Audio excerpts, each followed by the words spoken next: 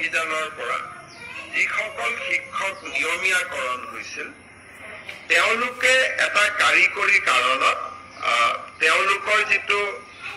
annual increment July মাহৰ আছিলে সেই ইনক্ৰিমেন্টটো তেওঁলোকৰ বাদ পৰি গৈছিল আজি কেবিনেটে সৰ্বশিক্ষাৰ পৰা নিয়মীয়া হোৱা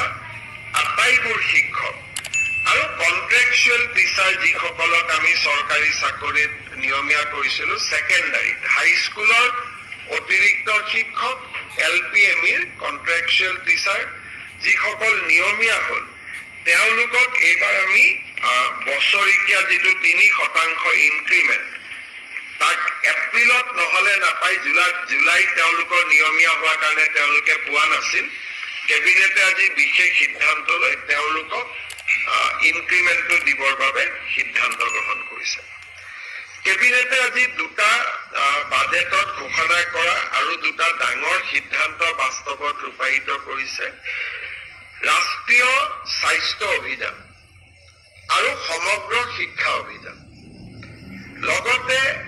এপিডিচিএল এপিজিচিএল আৰু AEGCL Assam power generation corporation Assam power distribution company Assam electricity grid corporation national health mission আৰু সমগ্ৰ শিক্ষা অভিযানত ইয়াতে কাম কৰি থকা সকলো কৰ্মচাৰী আমি আপোন ঘৰ আঁচনিৰ সুবিধা দিম অৰ্থাৎ ৰাজ্য চৰকাৰৰ কৰ্মচাৰীয়ে যেনেকে আপোন ঘৰ আঁচনিৰ সুবিধা পায় এতিয়াৰ পৰা ৰাষ্ট্ৰীয় স্বাস্থ্য অভিযান সমগ্ৰ শিক্ষা অভিযান আৰু অসম ৰাজ্যিক বিদ্যুৎ পৰিষদৰ তিনিওটা কোম্পানী এই আপোন ঘৰৰ সুবিধা পাব অৰ্থাৎ নিজৰ ঘৰ নিৰ্মাণৰ বাবে তেওঁলোকে 30 লাখ টকা বেংকৰ পৰা উইদাউট গ্যাৰেন্টি তেওঁলোকে লবলৈ সক্ষম হ'ব ঠিক তেনেধৰণে এই কৰ্মচাৰীসকলক আমি আপোন বাহন আঁচনিৰ সুবিধা দিবৰ বাবে সিদ্ধান্ত লৈছো আপোন ঘৰ আৰু আপোন বাহন ইউজুৱেলি কন্ট্ৰেকচুৱেল এমপ্লয়ী বা কৰ্পোৰেশ্যনৰ এমপ্লয়ী এই সুবিধা পোৱা নাছিল মই ভাবো যে এই সিদ্ধান্তই ৰাষ্ট্ৰীয় স্বাস্থ্য অভিযান সমগ্ৰ শিক্ষা অভিযানত আৰু শক্তি বিভাগৰ সৈতে জড়িত কৰ্পোৰেশ্যন কেইটাৰ কৰ্মচাৰীসকলক যথেষ্ট উৎসাহ যোগাব আপোন বাহন আঁচনি য'ত নেকি উইদাউট ইণ্টাৰেষ্ট উইদাউট গ্যাৰেন্টি গাড়ী লোন পাই চৰকাৰে 3% সুদ দিয়ে আপোন ঘৰতো নতুন ঘৰ বনাব ফ্ল্যাট কিনিব 30 লাখ টকাৰ লোন পাই আৰু 1% ইন্টাৰেষ্ট চৰকাৰে দিয়ে কিন্তু ডাঙৰ কথা যে তেওঁলোকে বেলেগ বন্ধক দিব নালাগে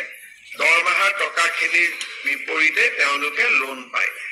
ইমান দিনে ৰাজ্য চৰকাৰৰ কৰ্মচাৰীসকলে পাই আছিল এতিয়াৰ পৰা এছএছএ এনএইচএম বাকি তিনিটা কৰ্পোৰেশ্যনো পাব নিশ্চিতভাৱে তেওঁলোকৰ এইটো এটা তেওঁলোকৰ বাবে যথেষ্ট আশাৰ বাতৰি বহু দিনৰ পৰা এছাম অংগনবাদী কৰ্মী মধ্যাহ্ন ভোজনৰ ৰান্ধনীয়ে কাৰোবাৰ যি ধৰণে নহওক কিয় পৰোচনাত পৰি কৈ থাকে যে অক্ষয় পাত্ৰ আহিব আমাৰ চাকৰি যাব আমি সকলোকে বাৰে বাৰে কৈ আছিলো যে বিশেষকৈ কিছুমান বাওপন্থী ৰাজনৈতিক আদৰ্শৰ লোক এই ৰান্ধনীসকলৰ মাজত সোমাই যায় আৰু আন্দোলন কৰিবৰ কাৰণে বাইদেউসকলক লৈ আহে